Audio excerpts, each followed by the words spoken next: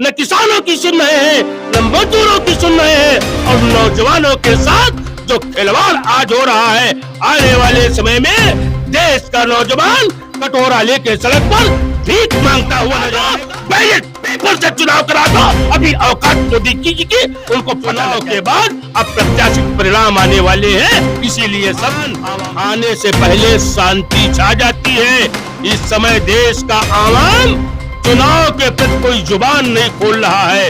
इसका मतलब है चुनाव के बाद अप्रत्याशित परिणाम आने वाले हैं। लोकतांत्रिक की तरफ से एक मीटिंग रखी गई थी। ऐसे में भारतीय किसान यूनियन लोकतांत्रिक के राष्ट्रीय अध्यक्ष राकेश चौहान जी इस मीटिंग में उपस्थित हैं और हम उन्हीं से जानने की कोशिश करेंगे कि आखिर इस मीटिंग का आयोजन किस पर्पस से किया गया था। ये आज कोई मीटिंग और पंचायत नहीं है, आज तो ये संगठन का सदस्यता ग्रहण कार्यक्रम है। यहाँ पर आज कुछ नौजवानों ने संगठन की सदस्यता ग्रहण की। आज नहीं बनी है। भारतीय किसान यूनियन लोकतांत्रिक का परचम हिंदुस्तान के 17 प्रदेशों में लहरा रहा है। भारतीय किसान यूनियन लोकतांत्रिक 24 घंटे किसान मजदूरों नौजवानों की समस्याओं को लेके सरकार के समक्ष रख के और उनको न्याय और अधिकार दिलाने का काम करता है। आवश्यकता पड़ने पर आंदोलन करके और आंदोलन करने के बाद भी अगर कहीं पर समस्याओं का समाधान नहीं होता है तो संगठन के द्वारा लगातार धरना और प्रदर्शन करके देश प्रदेश और गांव स्तर तक की किसान मजदूरों की समस्याओं का समाधान कराने का प्रयास किया जाता है। लोगों ने सदस्यता ग्रहण की है। सैकड़ों साथियों ने दरअसल में आज इस सदस्यता समारोह का जो आयोजन हुआ है, ये बहुत सौभाग्य का विषय ये है कि आज जितने भी साथियों ने सदस्यता ग्रहण की है लगभग सब नौजवान हैं और जिस तरफ जवानी चलती है उस तरफ जमाना चलता है। आज नौजवानों ने अगर सदस्यता ग्रहण की है और आज वास्तव में आवश्यकता है सामाजिक संगठनों की, आवश्यकता है किसान संगठन की, क्योंकि देश में हिटलर की मानसिकता के लोगों का राज्य स्थापित हो गया है।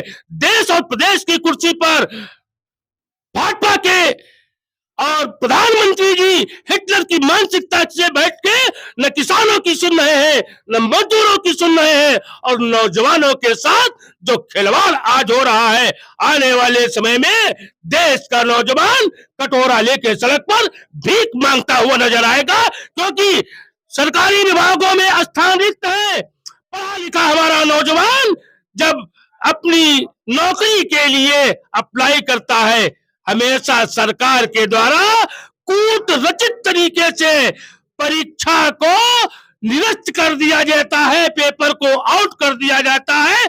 यह 2017 से परंपरा बनी चली आ रही है। धीमे धीमे हमारे पढ़े लिखे घर के नौजवान ओवर एज होते जा रहे हैं और जब ये ओवर एज हो जाएंगे तो आने वाले समय में 60 साल तक की जिंदगी इनकी अंधेरे में चली जाएगी।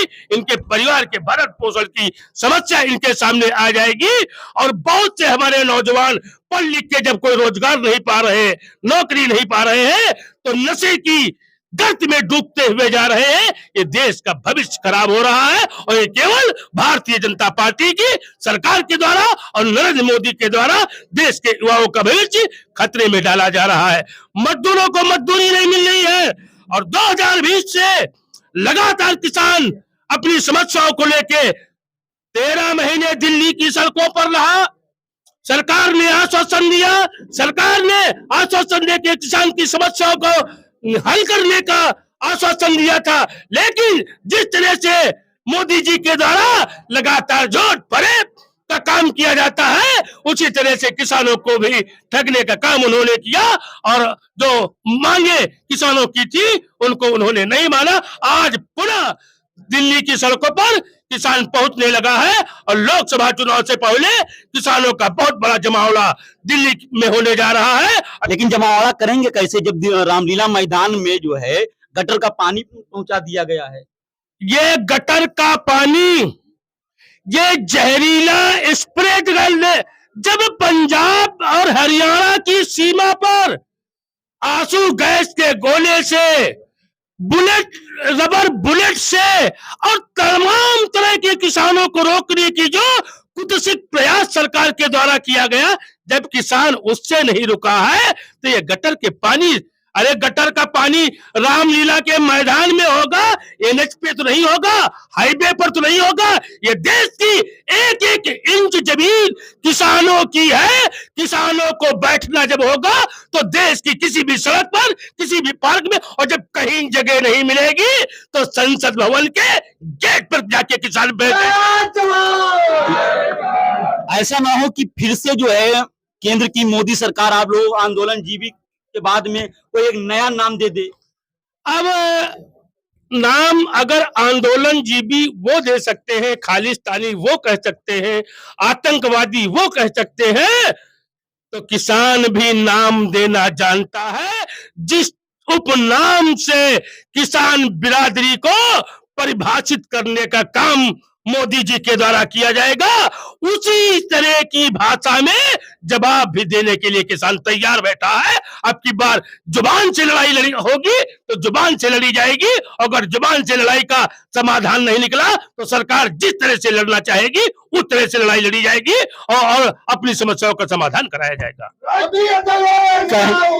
मोदी सरकार लगातार कह रही है कि जो ये किसान प्रदर्शन कर रहे हैं दिल्ली बॉर्डर पर, ये एक्चुअल किसान ही कह रहे हैं कि सड़कों पर जो आंदोलन कर रहे हैं ये किसान नहीं है, तो हम भी कह रहे हैं मोदी जी नेता नहीं है। बहुत भूल हुई है देश की जनता से। एक फकीर को नेता बना के देश की सिंहासन पर बिठा दिया गया है। अरे मोदी जी तो लगातार देश का दुर्भाग्य हो गया है। मोदी जी लगातार कह रहे हैं कि वो तो झोला उठा के आए थे, झोला उठा के चल दिए। अच्छा, झोला उठा के आए थे, झोला उठा के चल देंगे? जो व्यक्ति दिन भर में 15 लाख रुपए के कपड़े बदलता हो, पहनता हो, जो व्यक्ति लाखों रुपए की घड़ी चश्मा पहनता हो, वो फकीर होगा। और जो इस ऐशो आराम की जिंदगी में जी रहा हो, वो झोला उठा के चल देगा। अगर झोला उठा के चलने के लिए तैयार है तो हिंदुस्तान के आवाम की केवल एक मांग है, ईवीएम हटा दो, बैलेट पेपर से चुनाव करा दो। अभी औकात मोदी की उनको पता लग जाएगी, औकात लगने वाली है। ऐसे में अगर आचार संहिता लग गई तो ये किसानों की बात कैसे आगे बढ़ेगी?